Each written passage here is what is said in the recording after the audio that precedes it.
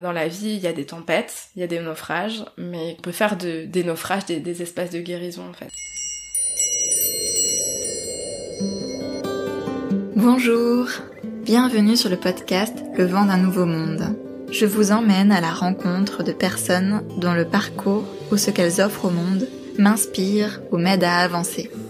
Car ces rencontres, pour moi, sont un moyen de se rencontrer soi et de réaliser que nous sommes peut-être, au fond, tous un peu les mêmes. Et surtout, que nous voulons tous un monde plus juste. Et si l'on commençait à l'incarner, ce nouveau monde, en s'inspirant les uns les autres et en allant à la recherche de solutions? Et si tout commençait par soi? Si tout partait de l'intérieur? Je crois que si l'on arrive ensemble à faire taire nos peurs et à suivre un peu plus notre cœur, nous ferons changer bien des choses. Je vous souhaite une très belle écoute. Une amie m'avait parlé d'Alexandra en me disant que ce serait quelqu'un à interviewer. On s'était écrit un petit mot, mais je n'avais pas approfondi. J'avais encore quelques réticences à faire une interview avec quelqu'un que je ne connaissais pas. Je crois que pour l'instant, j'ai besoin que les personnes que j'interviewe fassent un peu partie de mon histoire. Peu de temps après ces deux messages échangés, l'occasion s'est présentée de participer à un cercle de femmes organisé par Alexandra. Bingo! J'allais la rencontrer et en plus, je sentais que ça me ferait du bien. J'ai passé une soirée merveilleuse et ça m'a vraiment donné envie d'en savoir plus sur elle et sur ces fameux cercles. Mais nous parlerons de ces derniers dans le prochain épisode. En attendant, je suis ravie de vous présenter aujourd'hui Alexandra et son parcours de résilience. Son témoignage, parfois poignant, nous montre ce qui l'a conduit à devenir thérapeute. Merci pour son partage à cœur ouvert. Bien qu'elle n'ait pas été épargnée par les coups durs, la foi inébranlable qu'elle a en la vie semble s'être renforcée au fur et à mesure des épreuves. Je trouve ça incroyablement beau et inspirant. Je m'appelle Alexandra. Alors je pense que peut-être le mot qui me définirait le plus, c'est multipassionnée. C'est vrai que je m'intéresse à énormément de choses et j'ai une grande curiosité. Alors ce que je fais, bon là ça va déjà être compliqué de faire factuel parce que je fais plein de choses et ouais j'ai du mal à définir finalement ce que je fais. Dans les grandes lignes, voilà, je suis thérapeute, donc j'accompagne des personnes à se sentir mieux, voilà, globalement avec différents outils. Et voilà, et en parallèle je travaille aussi dans un magasin bio en tant que naturopathe, voilà, encore pour quelques semaines. Et voilà, j'ai un parcours de vie assez atypique. J'ai l'impression d'avoir eu déjà 10 vies en une. Mais finalement, tout ce que j'ai pu faire jusqu'à aujourd'hui, jusqu'à l'âge de mes 30 ans, c'est un petit peu comme s'il y avait eu un fil conducteur et pour moi, il n'y a pas de hasard et toutes les expériences que j'ai pu vivre jusqu'à aujourd'hui font que voilà, aujourd'hui j'ai décidé d'être thérapeute, naturopathe, de faire des cercles de femmes, voilà, de m'intéresser à plein de choses et voilà, en fait j'utilise vraiment beaucoup d'outils et pour vraiment avoir une approche holistique et pouvoir aider les personnes aussi bien au niveau du corps avec la naturopathie qu'au niveau de l'âme, donc avec les constellations, avec les rituels, avec les soins énergétiques, voilà. Donc quand tu utilises le terme holistique, c'est justement ça que ça signifie, c'est ça? Ouais, pour moi holistique ça veut vraiment dire prendre en compte la globalité de l'être humain, ne pas séparer en fait, dire voilà j'ai un problème, j'ai une maladie, c'est que parce que mon corps dysfonctionne. Pour moi il y a vraiment la notion d'émotionnel qui rentre aussi en compte. Finalement, ce qui m'intéresse, c'est d'aller chercher la cause de la problématique. Donc, une personne qui vient me voir, voilà, pour des règles douloureuses, pour des troubles digestifs, pour de l'anxiété. Moi, ce que j'aime, c'est aller chercher vraiment la cause. Et c'est souvent une cause émotionnelle qu'on trouve derrière, quelque chose, une émotion qui s'est cristallisée. Il y a plus ou moins longtemps, voilà, ça peut provenir de l'enfance, mais aussi de traumatismes qu'on a pu vivre à l'adolescence ou même à l'âge adulte. Et c'est d'aller chercher cette racine pour y apporter de l'amour et de la guérison et pour que la personne après puisse se sentir mieux et n'ait plus tous ces symptômes physiques. Voilà. Donc oui, d'accord. Donc finalement, même quand tu travailles en naturopathie, tu utilises d'autres outils, tu vas plutôt aller aussi du côté émotionnel. Ouais, complètement, ouais. Alors bien sûr, il y a la naturopathie, donc il y a vraiment les 3 piliers. Donc il y a l'alimentation, la gestion du stress et l'activité physique. Donc évidemment, quelqu'un qui va super bien émotionnellement dans sa vie, mais qui mange n'importe quoi, des fast-food tous les jours, il risque quand même très fortement d'avoir des problématiques à un moment ou un autre. Mais à contrario, une personne qui mange très correctement, équilibrée, qui n'a pas de carence particulière, et qui a une alimentation tout à fait équilibrée, peut quand même avoir des maladies et des problématiques, parce que du coup, dans sa tête ça ne va pas, elle est en burn-out, elle est épuisée, il y a de la fatigue, et pourtant elle dort suffisamment et elle mange correctement, mais elle se sent quand même pas bien. Donc c'est qu'il y a bien autre chose finalement que juste la cause physique. Et c'est ça, du coup, mon approche holistique, c'est vraiment d'aller voir, bien sûr, le physique, donc aller voir l'alimentation, voir les plantes qui peuvent aider aussi, par exemple, s'il y a des troubles digestifs, par exemple, le curcuma, ça va être un anti-inflammatoire, donc ça va aider aussi la personne concrètement à ne plus avoir de douleur. Mais c'est aussi d'aller chercher la cause émotionnelle qu'il y a derrière, qu'est-ce que la personne ne digère pas, quelles sont les émotions qui sont bloquées, voilà. Ok, intéressant. D'accord. Bon, de toute façon, on va revenir sur tout ça un peu après. Donc, pour continuer un petit peu à... Ah non, peut-être, j'ai une question qui me vient là tout de suite. Tu as parlé d'un fil conducteur dans ta vie. Est-ce que c'est le fait de sentir... de vouloir être thérapeute, c'est ça le fil conducteur, ou de quoi tu parles? Alors pour moi, le fil conducteur, je l'ai beaucoup cherché justement, mais il y a cette notion de prendre soin et de... je dirais que le mot c'est vraiment prendre soin. Alors en fait, avant d'être thérapeute, j'étais pâtissière. Alors au tout début, pour remettre les choses dans l'ordre, j'ai travaillé dans une maison de retraite après mon bac, parce que je ne savais pas quoi faire. Voilà, je voulais à la base travailler dans la protection de l'environnement et avec les animaux. J'ai toujours été passionnée par les animaux. Et finalement, je voulais pas partir loin de mes grands-parents avec qui j'ai grandi. Du coup, la seule école que j'avais trouvée était à Nantes, et donc j'ai pas voulu partir loin d'eux. Et voilà. Donc comme je savais pas quoi faire après mon bac, j'ai pris une année sabbatique et j'ai trouvé un travail dans un EHPAD. Donc j'ai travaillé là-bas pendant 5 ans. Mais voilà, c'était pas vraiment ce que je voulais faire. Voilà, j'ai eu mon CDI, mais voilà, ça m'a permis d'avoir mon premier appart, mais c'était pas un choix de cœur. Et finalement, à force de réfléchir, je me suis dit qu'est-ce que je pourrais faire, et j'ai toujours eu comme projet d'aller vivre à l'étranger, de voyager, c'est vraiment quelque chose qui m'anime depuis toujours. Et je me suis dit qu'est-ce que je pourrais choisir comme métier que je pourrais faire à l'étranger.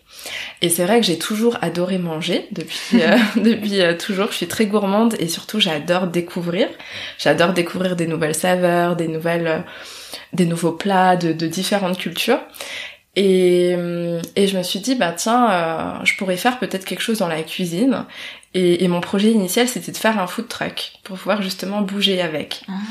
Et donc voilà, j'ai commencé à faire des recherches, et c'est vrai que j'adorais aussi la pâtisserie. Et un jour, sur un salon, j'ai goûté pour la première fois des macarons. Et là, ça a été un coup de foudre entre le macaron et moi. Et je me suis dit, tiens, si j'essayais de faire des macarons. Et en fait, j'avais jamais fait vraiment de pâtisserie, mais j'ai commencé avec le macaron. Et alors oui, t'as commencé avec quelque chose high level, ouais. Du coup, j'ai commencé avec ça, et je me suis dit c'est vrai que j'aime beaucoup faire des gâteaux, donc est-ce que je ferais pas un CAP pâtisserie? Et du coup, j'ai pris alors ça, je sais plus comment ça s'appelle, pas un congé sabbatique, mais j'ai pris une année sans solde à mon travail pour pouvoir faire mon CAP pâtisserie. Et le deal, c'était qu'ils me reprennent après pour donc après mon diplôme, je réintégrais mon poste. Et donc j'ai fait ce CAP pâtisserie, et puis c'est vrai que je me suis beaucoup entraînée à la maison, et il y avait des personnes qui me passer des commandes. Donc ça a commencé ça a commencé assez vite alors. Ouais, alors d'abord c'était ma famille, mes amis, voilà, je m'entraînais, donc je mettais voilà sur les réseaux tiens là aujourd'hui je vais faire des petits pains, qui c'est qui en veut, et puis voilà, je demandais juste voilà de quoi rembourser mes matières premières. Et donc ça a commencé comme ça, et donc après mon CAP, j'ai réintégré mon poste à la maison de retraite, et très très rapidement, voilà, j'ai eu de plus en plus de commandes, et voilà, j'ai eu l'opportunité de réduire mes heures du coup d'abord à la maison de retraite, jusqu'à ce qu'au final, je décide de démissionner. Et au final, voilà, j'ai commencé comme ça mon aventure entrepreneuriale. T'avais quel âge là ? J'avais 23 ans. Ah ouais. Voilà. Et il y avait vraiment cette notion de prendre soin, pour revenir à notre fil conducteur, de prendre soin de l'autre et de faire plaisir aussi à travers justement les gâteaux, de faire quelque chose de beau. Vraiment l'esthétique, c'est important pour moi. Voilà, j'utilisais beaucoup de fleurs, et il y avait aussi cette notion de prendre soin, parce que pour moi, je voulais pas dissocier le fait de bien manger et de se faire plaisir. C'était important d'utiliser des produits frais, locaux. J'avais créé une gamme sans gluten, une gamme aussi sans lactose, et aussi une gamme pour diabétiques. Voilà, qu'à la fois ce soit beau, bon, mais aussi plus sain pour soi, pour son corps, et aussi pour la planète. Et finalement, justement, je parlais au début de cette curiosité un peu insatiable, qui m'a menée à m'intéresser à la naturopathie. En fait, j'ai toujours été très intuitive et un petit peu connectée, avec mes guides, comme j'aime les appeler. Et un jour, j'étais dans un salon bio avec une amie, et je lui ai dit, je sais pas d'où c'est sorti, mais je me rappelle très bien de lui avoir dit, un jour, j'en aurai marre de la pâtisserie et je ferai de la naturopathie. Et je sais pas d'où c'est sorti, mais voilà, j'ai des pensées comme ça qui me viennent régulièrement. Et je savais même pas ce que c'était la naturopathie. Hein. Ah oui, d'accord. Donc voilà, je lui ai dit ça, et je me suis dit, tiens, faudrait quand même que je regarde. Et c'est vrai que j'ai trouvé un cours à l'université populaire. Et du coup, j'ai commencé comme ça. Donc ça faisait combien de temps que t'étais à ton compte en tant que pâtissière ? Ça faisait 3 ans. Ouais, 3 ans, je dirais. Et voilà, ça m'a tellement plu, je me suis dit, tiens, si je ferais une formation de naturo, parce que j'avais l'impression que ça englobait finalement tout ce que j'aimais. Donc voilà, que ce soit l'alimentation, les plantes.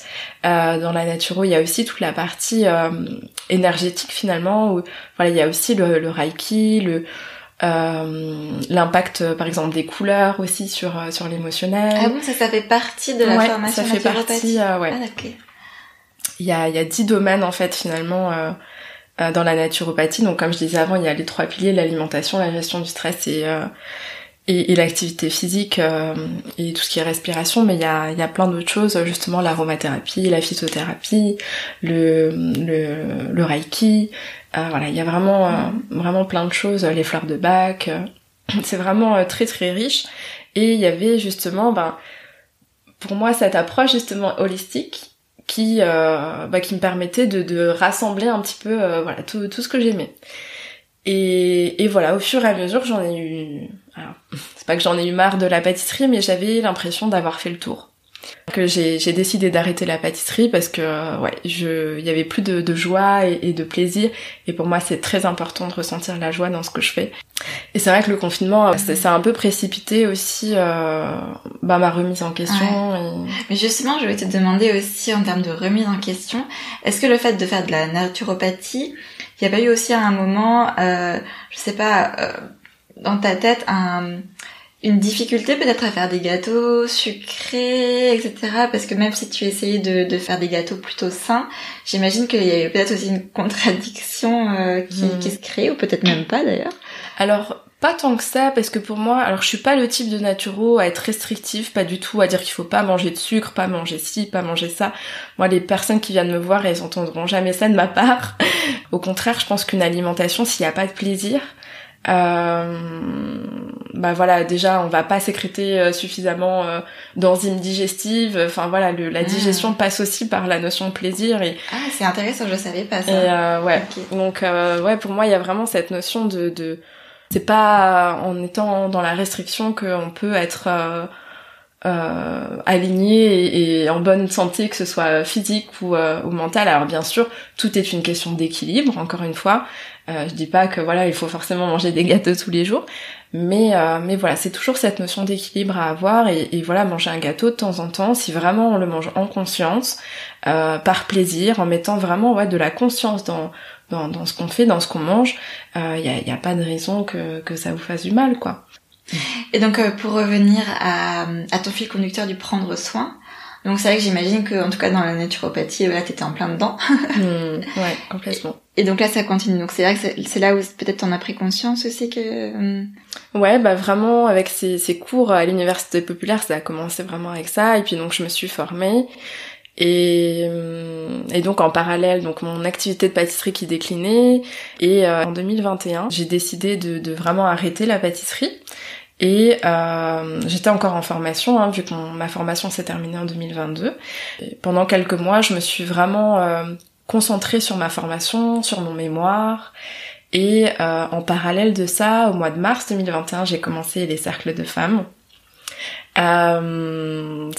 Pareil, ça faisait plusieurs mois que je pensais à les faire et que je me sentais appelée en tout cas à... ça, on en reparlera tout à l'heure, mais en tout cas voilà, j'ai commencé les cercles de femmes au mois de mars 2021 et j'ai créé du coup Plante et Harmonie, voilà, au même moment. Et je savais pas trop qu'est-ce que j'allais faire avec Plante et Harmonie, mais pour moi il y avait justement cette notion de cercle de femmes, de naturo.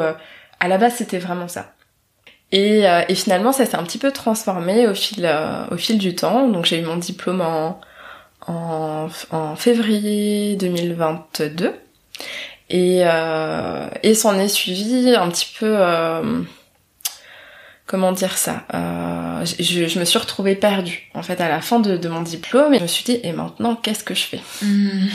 Je savais que je voulais aider les femmes. Que tout ce qui était émotionnel, anxiété, stress, ça me parlait énormément. Tout ce qui était aussi hypersensibilité, neuroatypie, parce que je le vis moi-même, donc j'avais déjà cet élan d'accompagner des personnes par rapport à ça et par rapport à ce que moi-même j'ai vécu, et aussi toute la sphère gynécologique, donc avec le syndrome prémenstruel, avec les règles douloureuses, parce que pareil, c'est quelque chose que j'ai vécu. Et donc j'avais vraiment à cœur d'aider voilà, les femmes par rapport à ça. Mais c'était pas vraiment très clair pour moi. Et voilà, donc s'en est suivi de nombreuses semaines et mois de remise en question. Et finalement, au mois de juin, j'ai trouvé un travail salarié dans un magasin bio en tant que naturopathe. Et voilà, j'ai vraiment énormément de reconnaissance à avoir trouvé ce boulot, parce que ça m'a permis de faire d'autres formations. Et notamment une formation qui s'appelle Femme Médecine. En lisant le descriptif, je me suis vraiment reconnue et je me suis dit, mais en fait c'est ça. C'est ça qui regroupe tout ce que j'aime, c'est le terme Femme Médecine.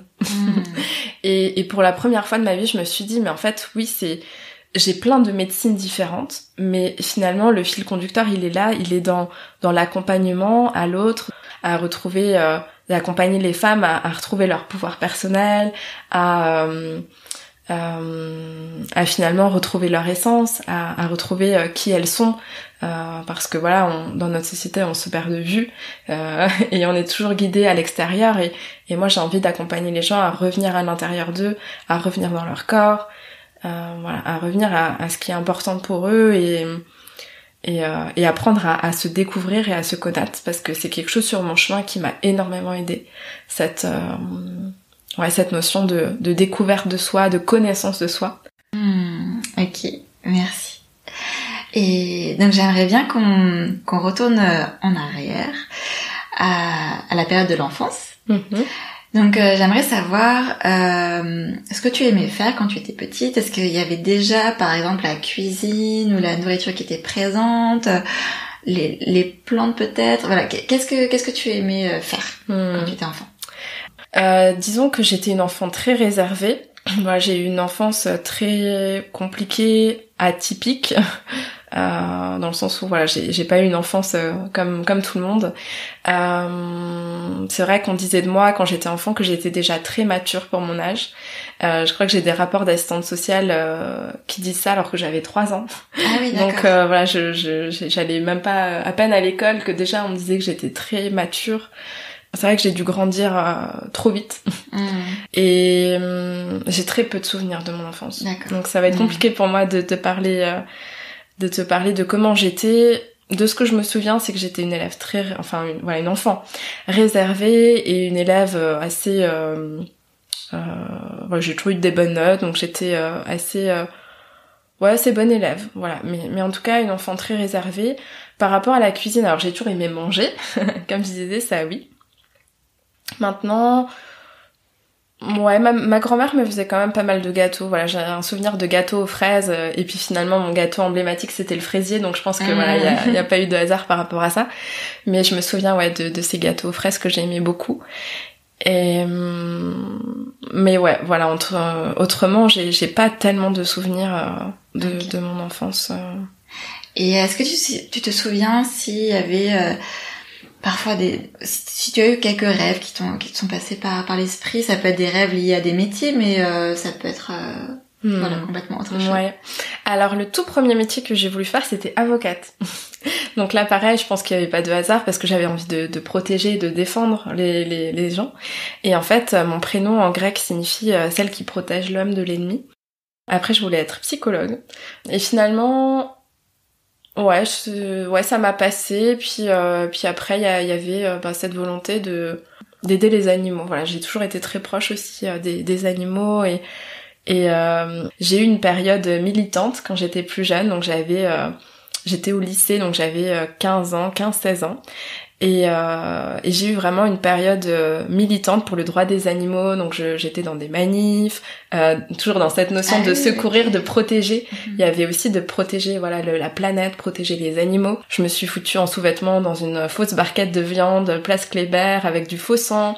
J'étais vraiment vraiment une militante dans l'âme. Et puis pareil, ça m'a un peu passé. C'est surtout que je me suis rendu compte que je devenais misanthrope. Je supportais plus l'être humain, je supportais plus finalement ce que l'être humain était capable de faire aux animaux, avec la corrida, avec les expérimentations animales, avec les élevages intensifs, tout ça. Je me disais mais comment l'homme en fait peut faire de telles atrocités en fait aux animaux, à la planète, ne rien respecter. Et voilà, je devenais vraiment misanthrope. Et je me suis dit bon maintenant Alex, faut que tu prennes un peu de recul avec tout ça parce que je supportais plus les gens en fait. Vraiment, j'étais arrivée à un stade je détestais l'être humain. Et ce moment vraiment où t'as eu ce pic, on va dire, de misanthropie, c'était donc à la fin de l'adolescence, c'est ça? Ouais, c'est ça. J'avais à peu près 18-19 ans. Ok. Ouais, donc c'était un peu de temps avant que je trouve mon travail justement dans l'EHPAD, à la maison de retraite.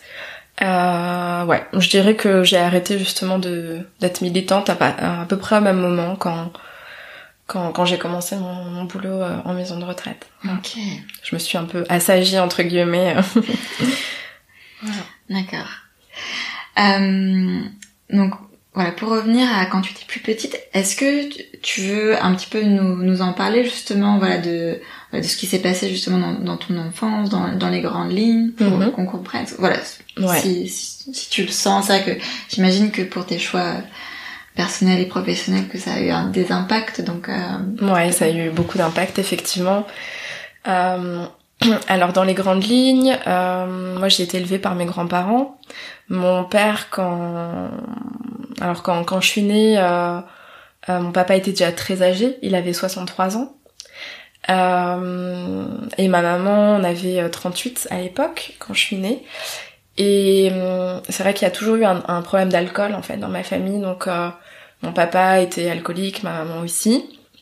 Et quand je suis née, j'ai très rapidement été hospitalisée parce que je prenais pas assez de poids. Et très rapidement, les médecins ont remarqué que ma mère n'était pas en capacité de s'occuper de moi. Mon père, voilà, comme dit, était déjà très âgé, il m'a quand même reconnu à la naissance, mais voilà, il n'avait pas forcément envie de s'investir dans mon éducation. Et donc quand j'ai été hospitalisée à l'âge d'1 mois, les médecins voilà, ont fait appel à une assistante sociale pour vérifier dans quelles conditions j'étais. Et donc ils ont révélé que ma mère n'était pas en capacité émotionnelle de s'occuper de moi, parce qu'il faut savoir qu'elle était bipolaire. Donc elle était maniaco-dépressive, donc avec des phases de dépression et d'autres phases euphoriques. Et du coup voilà, elle avait cette incapacité émotionnelle à s'occuper d'un enfant. Et du coup c'est vrai que les médecins ont voulu me placer en fait dans une famille d'accueil. Et ma grand-mère à ce moment-là a dit écoutez, c'est ma petite fille et moi je vais m'en occuper. Et du coup elle a eu ma garde en qualité de tiers digne de confiance. Donc voilà, j'ai pas été placée en famille d'accueil, mais j'ai été placée chez mes grands-parents. Et en fait toute mon enfance j'ai été ballottée entre ma mère, mon père, mes grands-parents. Il y a eu beaucoup de tensions, il y a eu beaucoup de mensonges aussi finalement dans mon histoire que j'ai découvert bien plus tard. Mais voilà, ma grand-mère m'a toujours dit que ma mère voulait pas s'occuper de moi, que voilà, c'était vraiment qu'elle voulait pas, alors qu'au final j'ai découvert bien plus tard qu'elle ne pouvait pas, que c'était différent. Donc j'ai grandi avec cette blessure d'abandon toute ma vie en pensant que ma mère m'avait abandonnée, alors qu'au final voilà, c'est pas ce qui s'est passé, mais j'ai quand même grandi avec ça. Et c'est vrai que voilà, il y avait beaucoup de conflits dans mon enfance. Ma grand-mère n'a pas su, je pense, elle-même s'occuper de sa fille, donc de ma mère, et elle a voulu faire avec moi un petit peu ce qu'elle n'a pas réussi à faire avec ma mère. Et du coup il y avait cette notion de je te garde pour moi, c'est moi qui t'élève, c'est moi qui ai ta garde. Et donc il y avait vraiment ce conflit entre ma mère et ma grand-mère. Donc ma mère qui voulait absolument avoir ma garde, ma grand-mère qui voulait avoir ma garde, ma mère qui du coup ne savait pas trop comment faire pour je pense qu'elle était perdue avec sa maladie, elle essayait d'avoir de l'aide. J'ai vu beaucoup de psys, de psychiatres, d'assistantes sociales dans ma vie.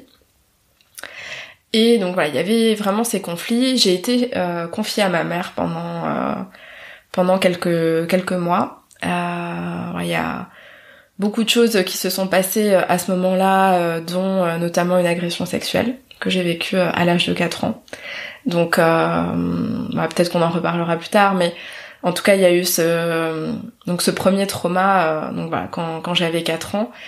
Et donc finalement ma mère a reperdu ma garde quelques mois plus tard. J'ai de nouveau été chez ma grand-mère. Et voilà, comme dit, j'ai très peu de souvenirs de tout ça. J'ai juste des rapports d'assistants sociaux qui témoignent voilà, ce traumatisme d'agression sexuelle a été noté en fait dans ma grand-mère m'en avait déjà parlé, mais en tout cas c'est noté dans les rapports des assistants sociaux que j'ai pu récupérer plus tard quand j'ai eu 18 ans.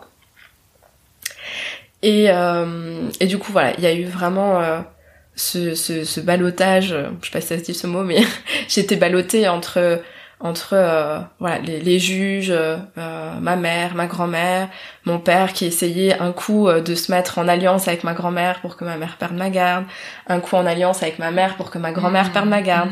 Donc voilà, il y a eu vraiment beaucoup ça. Et finalement je voyais peu mes parents, donc voilà, mais ma mère je la voyais pendant les week-ends, les vacances, mon père c'était pareil, je les voyais peu. Et c'est vrai que, comme dit, j'ai très peu de souvenirs de mon enfance, mais les seuls souvenirs que j'ai, c'est plutôt au moment de mon adolescence, avec un lien très fort qui s'était construit avec mes grands-parents. C'est pour ça que tout à l'heure je disais que j'ai pas voulu partir quand je voulais faire mon école de soigneur animalier. J'ai pas voulu partir à l'autre bout de la France parce que j'ai grandi avec eux en fait. C'est eux qui m'ont élevée. Et je voulais pas les quitter et j'avais cette peur en fait de les perdre et de voir que ils vieillissaient et voilà, et de me retrouver seule finalement et donc voilà, il y avait ce lien très fort en tout cas avec mes grands-parents. Et finalement presque de la colère. Je dirais, alors l'émotion, non, c'est pas tellement la colère, c'est plus de la honte. J'avais vraiment cette émotion de honte parce que déjà mon père, quand j'étais ado, il avait 75 ans, donc tout le monde pensait que c'était mon grand-père. Et ma mère, avec sa maladie, c'est vrai que elle m'appelait tout le temps, à n'importe quelle heure du jour et de la nuit. Elle était, quand elle était dans sa phase maniaque, elle dormait pas la nuit, elle m'appelait, et voilà, elle avait quelque chose de l'ordre de presque d'enfantin. C'était un peu comme une enfant. Et c'est pour ça que tout à l'heure je disais j'ai eu des responsabilités très jeunes parce que je me suis occupée de ma mère, je me suis occupée de mes grands-parents.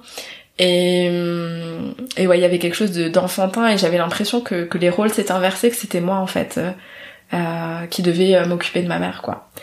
Et pareil, très tôt, donc quand j'étais ado, j'avais peut-être 13-14 ans, j'ai dû commencer à m'occuper de mes grands-parents qui vieillissaient, donc c'est moi qui m'occupais des courses, c'est moi qui m'occupais du ménage, je m'occupais de tout en fait à la maison, alors que voilà, j'avais 14 ans, j'étais au collège, et puis finalement à l'âge de 17 ans, donc j'ai perdu mon papa. Donc ça a été le premier mon premier deuil, on va dire, premier gros deuil, même si voilà, comme dit, j'ai eu cette enfance vraiment un peu chaotique, mais voilà, à l'âge de 17 ans, j'ai perdu mon papa, il avait 80 ans. C'était brutal. Disons que je savais que je voyais que il déclinait niveau santé, il avait un cancer de la prostate et puis surtout il avait arrêté de travailler, je savais que c'était quelqu'un pour qui le travail ça comptait énormément. Il avait aussi des entreprises, donc je savais que le jour où il arrêterait de travailler, ça serait un peu la fin. Et donc voilà, son état de santé déclinait, il a arrêté de travailler. Et c'est allé assez rapidement, mais voilà, j'ai pu lui dire au revoir parce que j'ai pu aller le voir à l'hôpital. J'ai su que quand je suis allée à l'hôpital, je savais que c'était la dernière fois que je le verrais. Et voilà, j'ai pu lui dire au revoir. Et je me souviens très bien quand on me l'a annoncé, donc il est décédé le 6 janvier 2010, donc il y a 13 ans. Et j'étais en cours. Et c'était pendant la pause du midi et en fait donc c'est je sais plus comment ça s'appelle, le CPE je crois, qui m'a appelé en me disant Alexandra, est-ce que tu peux venir dans mon bureau. Donc j'y suis allée et puis il m'a annoncé, il m'a dit voilà, l'hôpital nous a appelé, ta grand-mère nous a appelé, ton papa est décédé. Donc ah oui d'accord, c'est comme ça que tu l'as appris. C'est comme ça que je l'ai appris. Donc ça a été la première chose. Et donc bien évidemment après ma scolarité est devenue beaucoup plus chaotique. Comme je disais avant, j'ai toujours été une bonne élève, mais après là, à partir, donc j'étais en première à ce moment-là. À partir de la première, mes notes ont dégringolé. J'ai commencé à plus trop suivre en cours. Et puis surtout, je m'occupais de mes grands-parents encore plus parce que l'état de santé de ma grand-mère s'est dégradé aussi à ce moment-là. Et l'année d'après, donc quand j'étais en terminale, elle s'est fait opérer du genou et pendant plusieurs mois, elle s'est retrouvée à l'hôpital. Donc moi, j'ai dû m'occuper seule de mon grand-père qui est resté à la maison. Mon grand-père était épileptique, donc il y avait ces crises. Donc j'avais toujours cette peur en fait qu'il arrive quoi que ce soit. Donc pendant quelques semaines, on avait trouvé pas une maison de retraite, mais oui, on peut dire ça comme ça. Temporaire, un séjour temporaire pour lui et du coup moi j'ai été hébergée chez ma voisine à ce moment-là et c'est vrai que tous les soirs j'étais à l'hôpital pour aller voir ma grand-mère.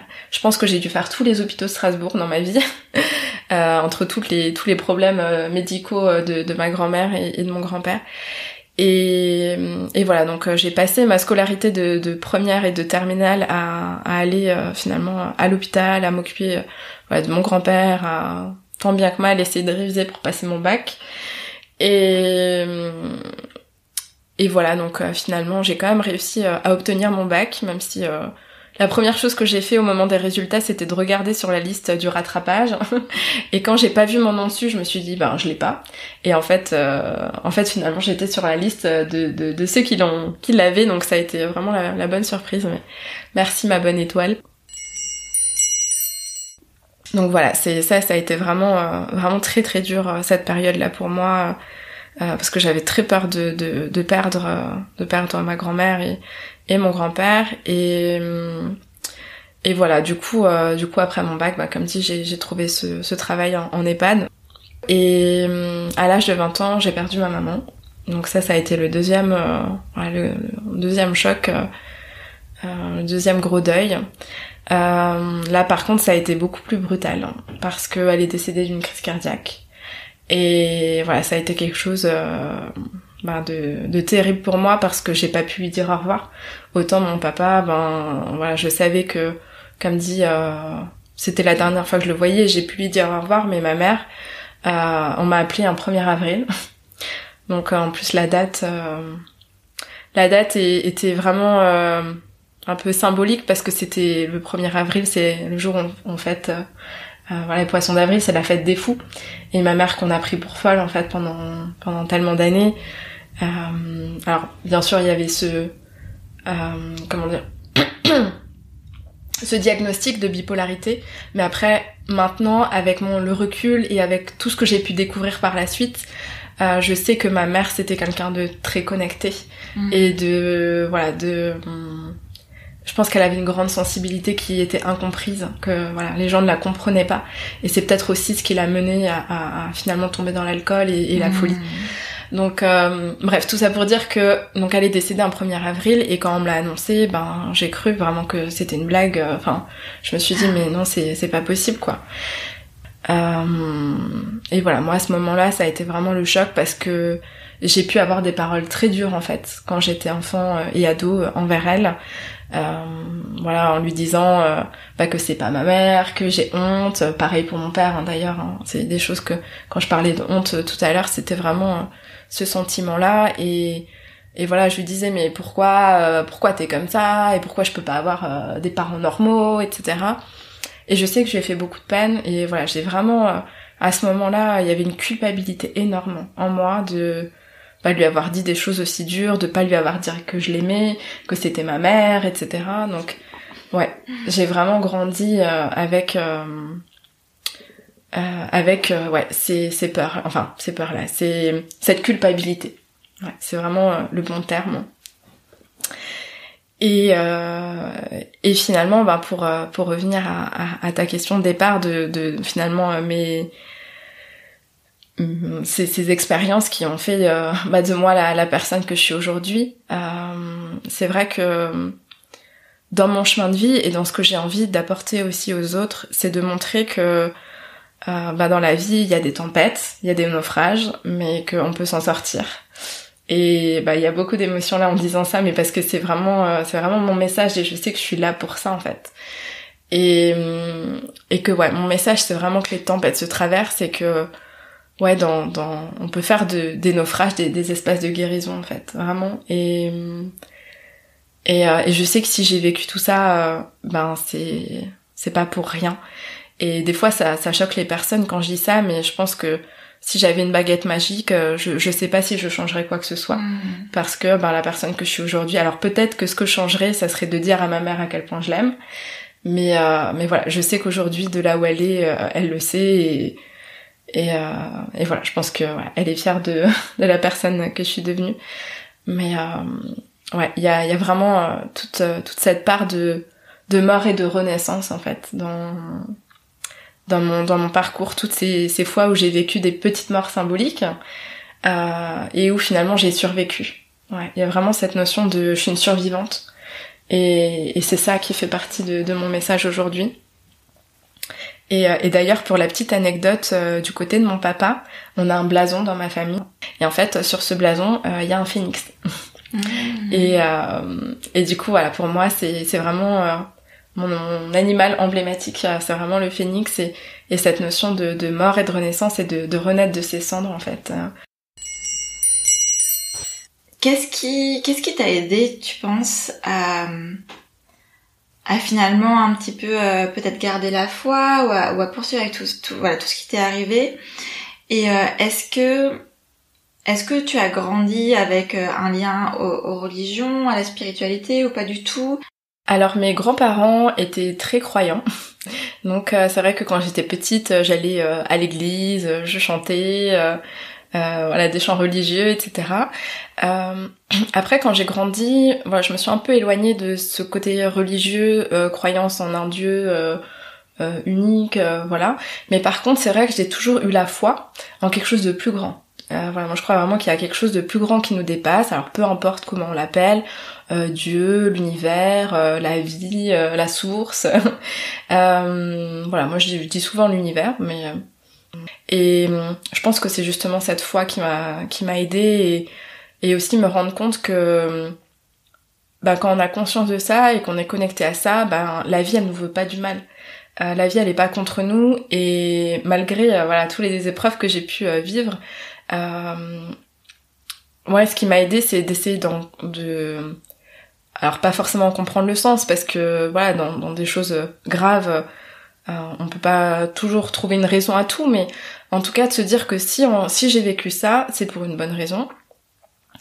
Et que voilà, maintenant c'est pour le transmettre, pour en faire quelque chose pour le monde, pour les autres.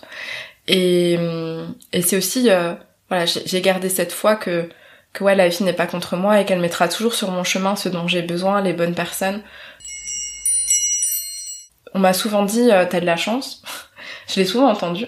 Et voilà, c'est une phrase déjà quand on connaît mon parcours de vie, voilà, je sais pas forcément si j'ai de la chance ou pas, mais en tout cas pour moi je dirais pas que la chance n'existe pas, mais voilà, c'est tu vis des épreuves et c'est après qu'est-ce que t'en fais. Est-ce que voilà, tu restes victime à t'apitoyer sur ton sort et à te dire personne ne m'aime, la vie est contre moi et bien sûr, c'est des pensées que j'ai eues aussi, hein. Je dis pas, hein, c'est ok de ressentir ce genre de choses, mais c'est après, une fois qu'on dépasse ça, c'est maintenant qu'est-ce que j'en fais et ouais, cette foi m'a quand même beaucoup aidée par rapport à ça. Après, comme je disais tout à l'heure, la connaissance de soi, pour moi, ça a été vraiment apprendre à me connaître. Déjà, le jour où j'ai mis des mots sur mon hypersensibilité, ça m'a énormément aidée à mieux me comprendre, à comprendre mes réactions. Et est-ce que t'aurais un conseil ou un message en particulier justement pour des personnes qui pourraient vivre des épreuves comme celles que tu as vécues ou se sentir vraiment bloquées dans la vie ou voilà. Déjà, la première chose, c'est de prendre conscience que c'est légitime de se sentir mal. Parce que voilà, souvent voilà dans le développement personnel, on tombe encore une fois dans l'excès en mode il faut penser positif et puis pense positif et puis tout ce qui t'arrivera sera positif, la loi d'attraction et compagnie. Et en fait, il y a de la culpabilité même dans le développement personnel et ça c'est vraiment en train d'être dévoilé au grand jour si j'ai envie de dire, si je peux dire ça comme ça, mais cette notion de voilà, il faut méditer, il faut penser positif, etc. Donc déjà la première chose que j'aimerais dire c'est de s'autoriser déjà à pas être bien et c'est ce que j'ai envie de transmettre aussi dans mes cercles de femmes, d'oser dire quand ça va pas, mais comme dit ne accueillir cette émotion, l'accepter, la vivre pleinement, pas la refouler et pas se dire non j'ai pas le droit de penser ça, il faut que je sois positive sinon ça va pas aller. Et après, une fois qu'on est sorti justement de cette vague émotionnelle, c'est peut-être en fonction des personnes se faire accompagner justement pour libérer les charges émotionnelles, pour essayer d'en tirer les enseignements en fait de ces épreuves et voilà, de se dire comme je disais tout à l'heure, maintenant qu'est-ce que je fais de tout ça et en quoi cette épreuve va pouvoir me servir. Peut-être que c'est fort comme mot ce que je dis, parce que voilà, des personnes qui comme dit, ouais, qui ont été violées, qui ont subi des deuils, qui ont subi vraiment des gros traumatismes, qui ont perdu des enfants, c'est difficile de se dire qu'est-ce que cette épreuve m'apporte comme cadeau. Mais je pense que c'est tout là le chemin de la résilience finalement et en tout cas j'ai envie vraiment de montrer aux personnes que c'est possible Et voilà, et même que notre corps nous parle, que notre corps c'est lui le témoin de tout ça. Donc voilà, écoutez votre corps, écoutez les maladies qui sont là. Les maladies vous parlent et vous disent qu'est-ce qui ne va pas. Et voilà, j'en suis la preuve parce que j'ai eu des troubles gynéco mais terribles. Et malgré la naturopathie, malgré toutes les connaissances que j'avais en plantes, en alimentation, j'avais tout essayé. Il y avait rien qui faisait. J'avais des cycles complètement irréguliers et jusqu'à ce que la vie me mette l'année dernière face à la personne qui m'a agressée quand j'avais 4 ans. Quand je dis que la vie n'est pas contre nous, mais la vie nous mettra toujours face en fait à nos blessures, qu'on le veuille ou non. Donc c'est aussi de prendre conscience de ça et de se laisser guider par notre intuition, par notre joie, par les synchronicités, les signes que la vie nous envoie.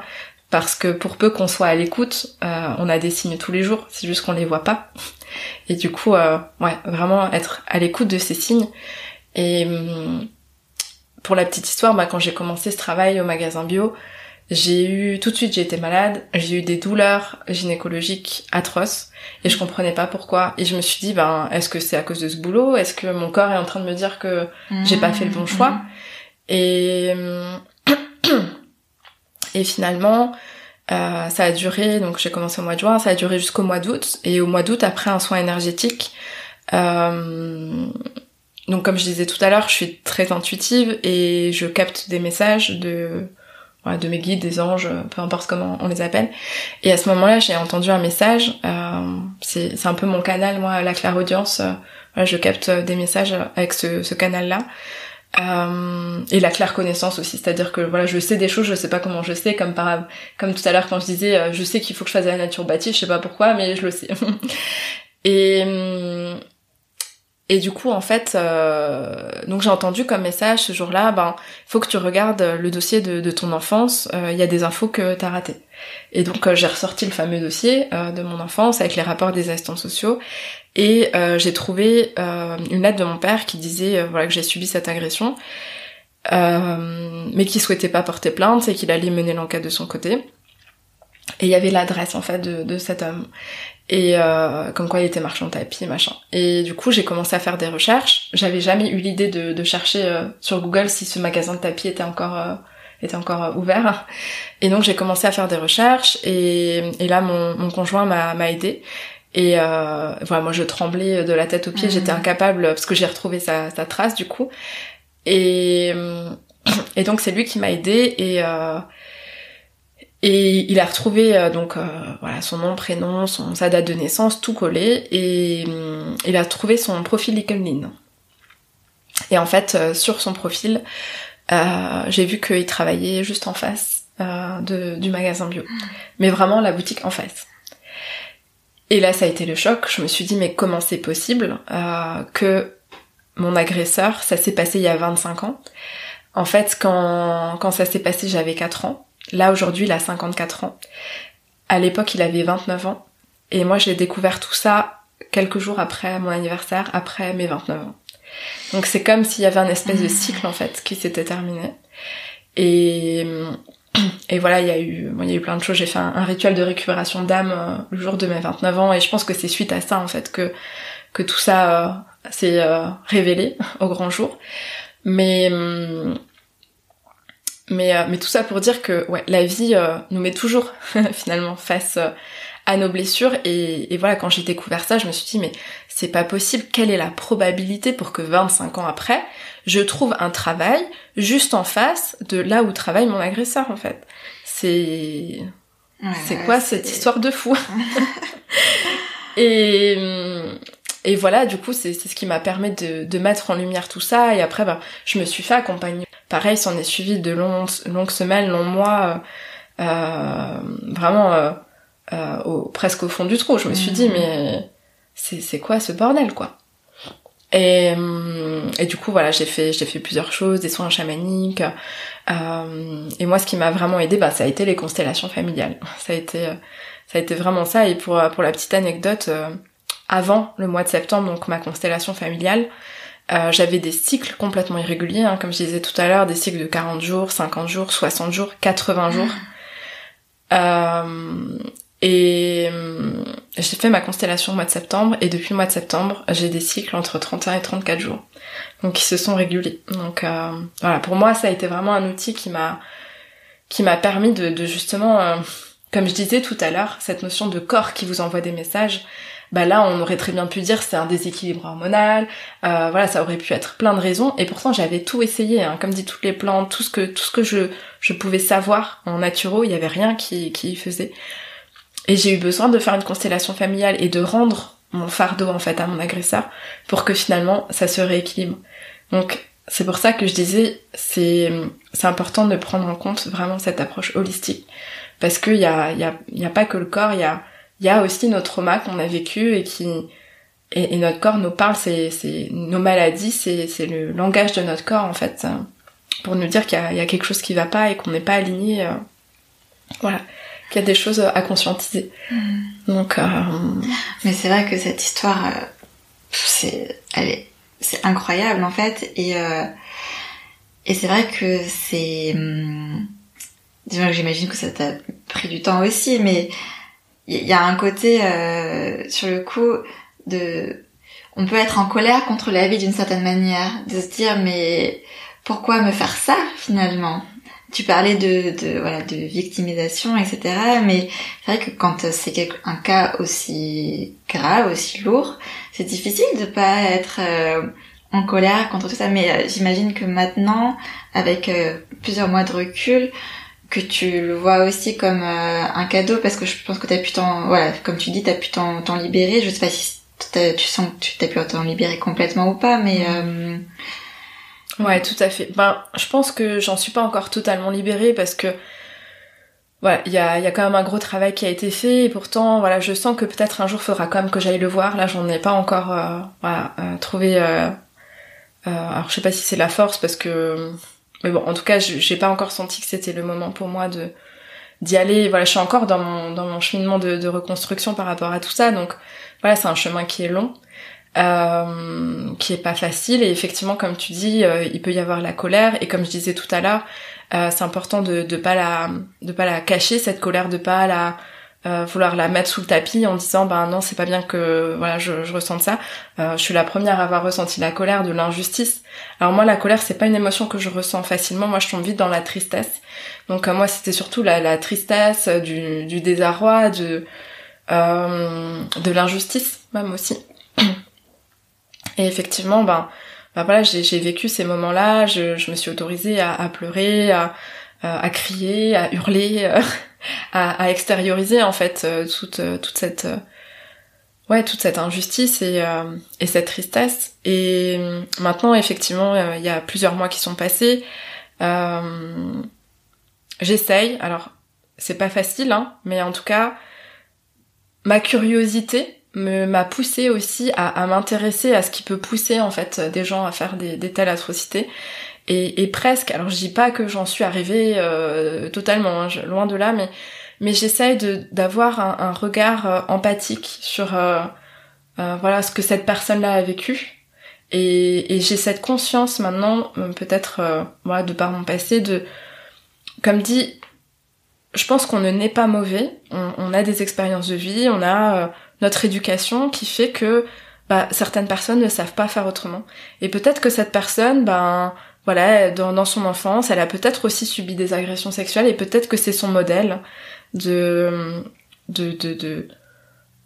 elle s'est construite là-dessus, et voilà, peut-être que elle pensait pas mal faire. Enfin, je sais pas ce qui s'est passé dans sa tête pour vouloir attoucher un enfant qui a 4 ans. Enfin, oui, c'est sûr, comme ça on peut se dire mais elle est timbrée, enfin c'est inhumain de faire ça à un enfant sans défense.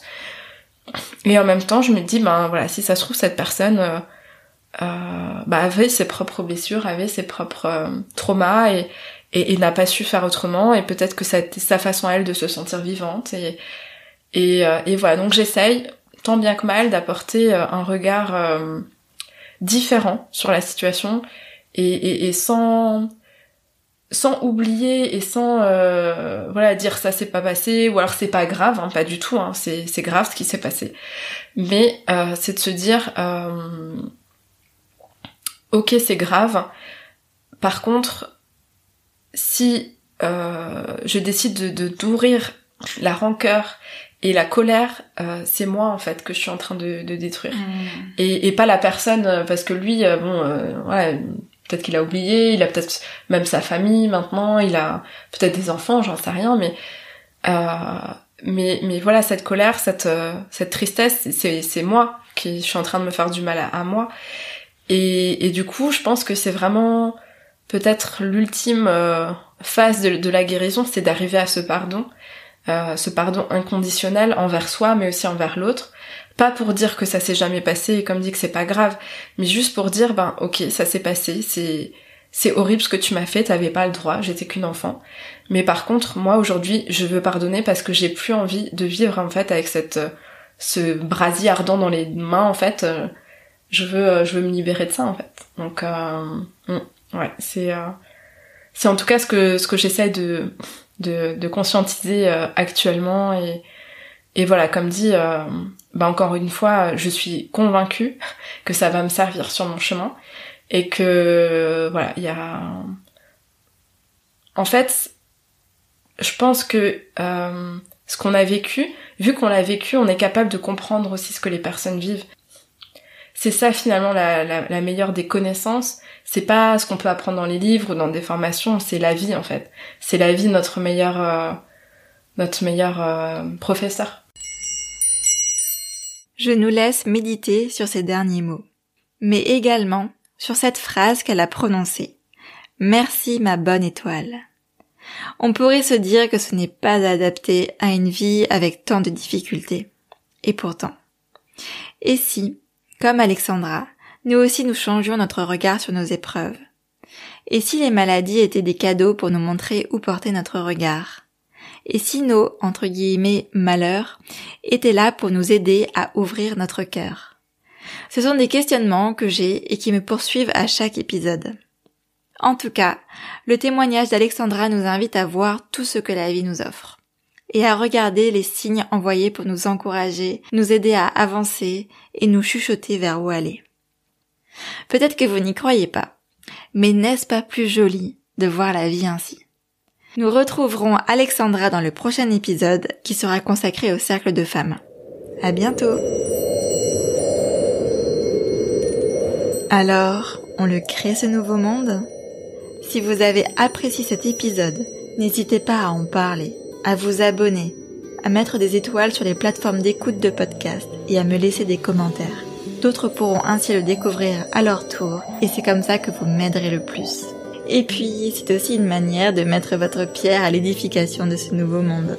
Et si vous voulez aller plus loin et me soutenir financièrement, vous pouvez me faire un don sur ma page Tipeee. Pour en savoir plus sur le podcast, rejoignez-moi sur Instagram ou sur Facebook. On se retrouve dimanche dans 2 semaines pour le prochain épisode.